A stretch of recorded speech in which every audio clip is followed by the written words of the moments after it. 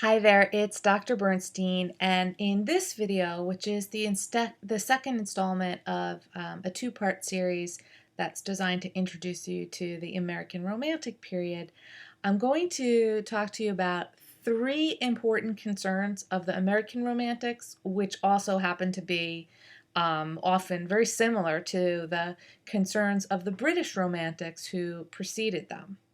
So one thing I just want you to keep in mind is I want you to take notes while watching this video, but the direct quotes that I give you from the scholars, I am going to post as a document on our D2L site. So you don't have to worry about copying those quotes word for word because I will provide those for you.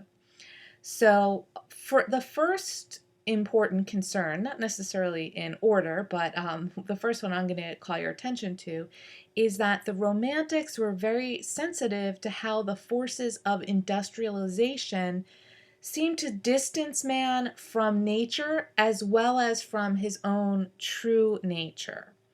So the Romantics often emphasize the importance of living in closer harmony with nature. So these are things that you should take into consideration when reading Emerson's Self-Reliance, when thinking about Owen Warland's character in The Artist of the Beautiful and what happens when he goes out in nature and how the characters in the town around him respond to him. And also in terms of Walt Whitman's Leaves of Grass. Those are the three main works that we're going to be reading from the American Romantic period.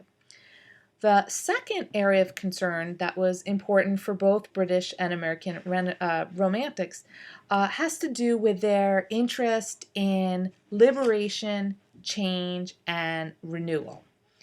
Emerson, for instance, was very concerned with the ways that individuals enslaved themselves through unthinking obedience to the customs of the past. So this is something that's a little bit related to the Transcendentalist movement, is the emphasis on the individual, and that responsibility in turn is really placed on your shoulders, at least for someone like Emerson, that we are enslaving ourselves by unthinking obedience to to the customs of the past. And what he does in Self-Reliance and in other essays and works is sort of offer innovative ways of thinking about the complex relationship between individuals and their culture, their society. 3, Romantics on both sides of the Atlantic were actively involved in creating new theories of poetry and discovering innovative, more natural seeming methods of composition. So Stephen Greenblatt, a very important scholar, explains that the Revolutionary years generated a feeling that this was an age of new beginnings, when, by discarding traditional procedures and outworn customs, everything was possible. And not only in the political and social realm, but in intellectual and literary enterprises as well. He argues that Wordsworth and Coleridge's Lyrical Ballads, which were published in 1798 and which were part of the British Romantic period, that their poem, their epic work, the Lyrical Ballads, set out to revolutionize on grounds analogous to the politics of democracy, the theory and practice of poetry. So here you're sort of starting to see how politics and how political beliefs can influence the development and shape and direction of literature and literary movements. So one way that the Romantics accomplished their literary goals was by writing about incidents and events from common life. So the focus is on the common experience rather than on the individuals who sort of stand out. And by employing language that was really spoken by men, especially those who lived a humble and rustic life. So that's sort of like the people who live those humble, rustic lives are sort of, romanticized, idealized during this time period.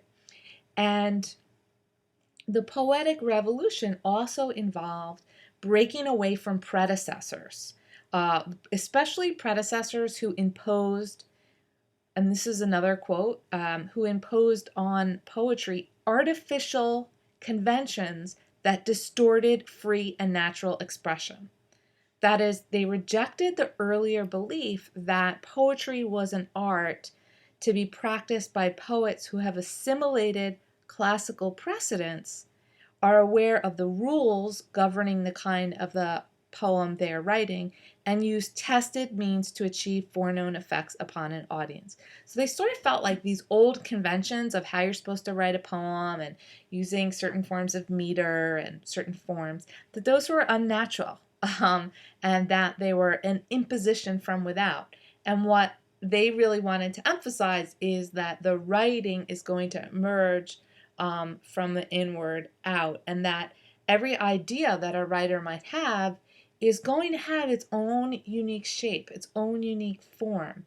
And Emerson, in The Poet, I believe that the Norton Anthology includes this essay, and if you happen to have some free time, I recommend reading it. But in The Poet, Emerson makes this really beautiful point. He says, "It is not meters, but a meter-making argument that makes a poem. A thought so passionate and alive that, like the spirit of a plant or an animal, it has an architecture of its own and adorns nature with a new thing." What you might probably see this the most in effect when we are looking at Walt Whitman's Leaves of Grass, because he really, and Song of Myself, which is the particular aspect, the particular poem within within Leaves of Grass that we're going to be studying this semester, because the form and the style are really sort of developing organically out of Whitman's ideas about America. And we'll explore this more as we turn our attention to his work. So that's it for our introduction to the three important concerns of the American Romantics. And I'll just give you a brief review. Those important concerns are emphasizing how the forces of industrialization can seem to distance man from nature, from the natural world, but also from his own true nature.